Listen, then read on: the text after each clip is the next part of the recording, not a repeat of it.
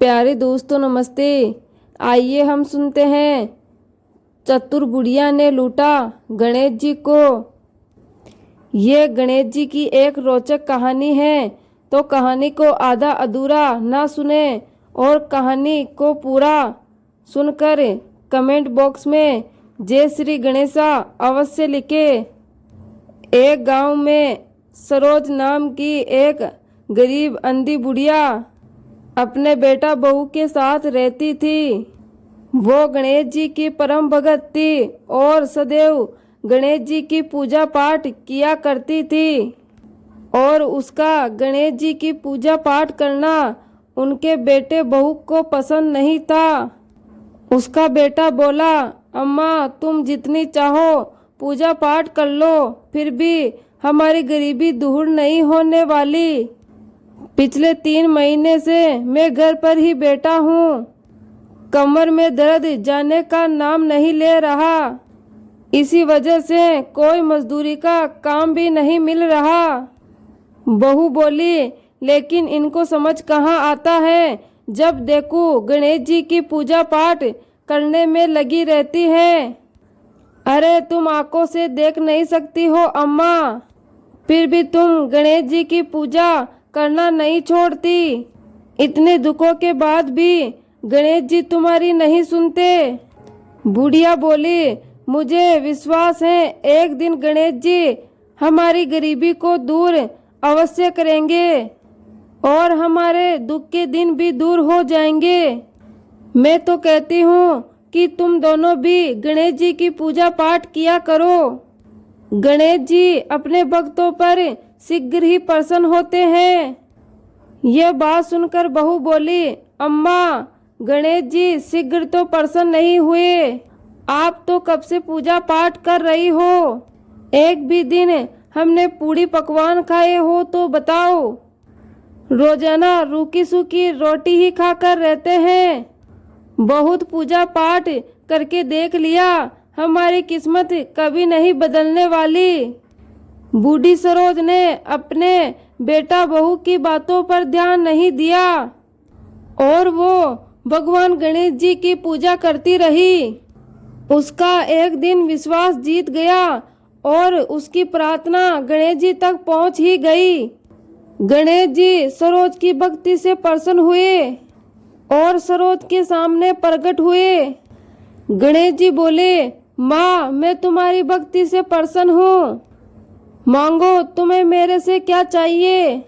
सरोज बोली, हे गणपति महाराज मुझे तो कुछ मांगना ही नहीं आता।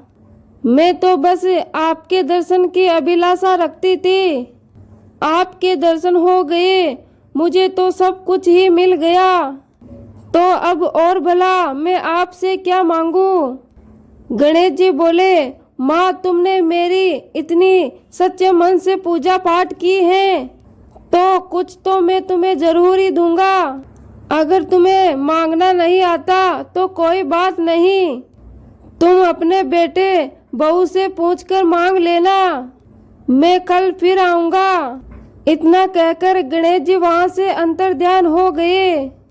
बुढ़िया सरोज अपने बेटे के पास गई और उसने गणेश जी की सारी बातें अपने बेटे को बता दी।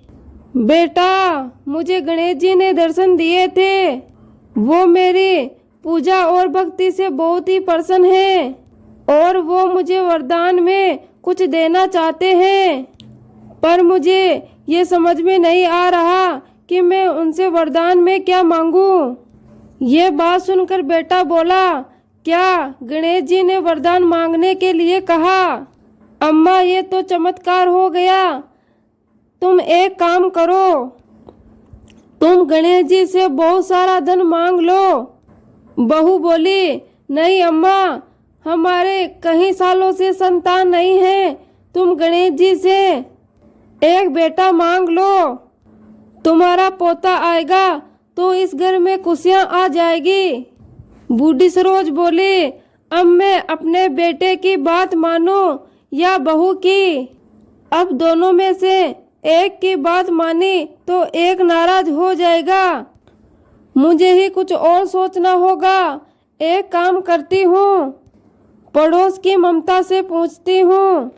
सरोज पड़ोस में रहने वाली ममता, जो उसकी अच्छी सहेली थी, उसके पास गई और उसने उसकी अपनी सारी बात कही।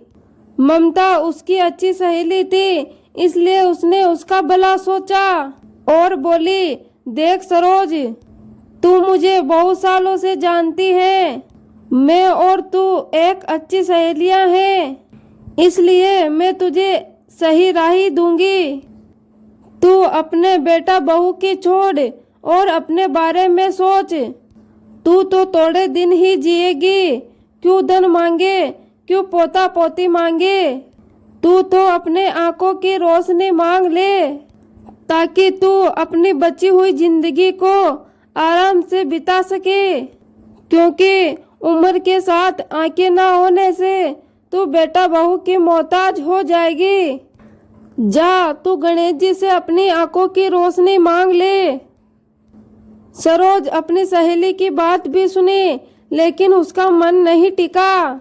उसने सोच लिया था कि वो अपने बेटा बहू को भी नाराज नहीं करेगी, क्योंकि मैं अपने बेटा बहू के बारे में नहीं सोची तो वो भी एक स्वार्थ हो जाएगा।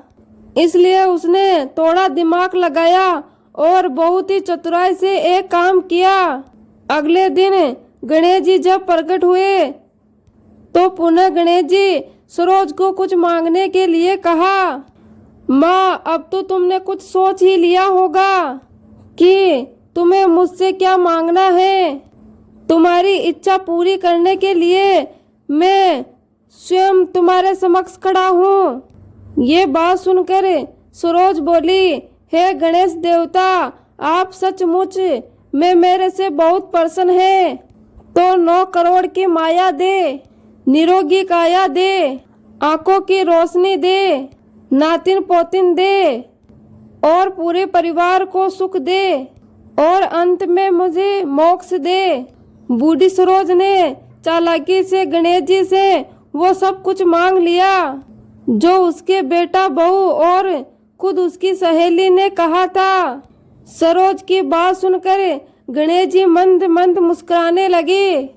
गणेश जी बोले, अम्मा, तूने तो मुझे ठग ही लिया, मैं तुम पर अति प्रसन्न हूँ। तूने अपने परिवार की इच्छाओं को भी ध्यान में रखा, इसलिए वचन के अनुसार तुम्हें सब कुछ ही मिलेगा। मैं तुम्हारी सारी इच्छाओं को पूर्ण करता हूँ। गणेश जी अपना हाथ उठाते हैं और उनके हाथ से एक चमत्कारी रोशनी निकलती है और बूढ़ी सरोज की आंखों पर पड़ती है और सरोज की आंखों की रोशनी लौट आती है। अब सरोज का घर मेलों में परिवर्तित हो जाता है, उसके घर में धन धान्य हो जाता है और कुछ समय बाद सरोज की बहू माँ बन जाती है और एक सुंदर से बालक को जन्म देती है। सरोज के साथ साथ अब तो उसके बेटा बहू को भी गणेश जी के ऊपर अटूट विश्वास हो जाता है और वो भी अब अपनी माँ की तरह गणेश जी भगवान की पूजा पाठ करने लगते हैं और उसके बाद उनके घर में सुख समृद्धि का कभी अभाव नहीं हुआ। कहते हैं जिसके घर में भी गणेश जी भगवान की पूजा और भक्ति की जाती है, उसके घर में सदैव धन धान्य की कमी नहीं होती और गणेश जी के साथ माता लक्ष्मी उनके घर में विराजमान रहती है।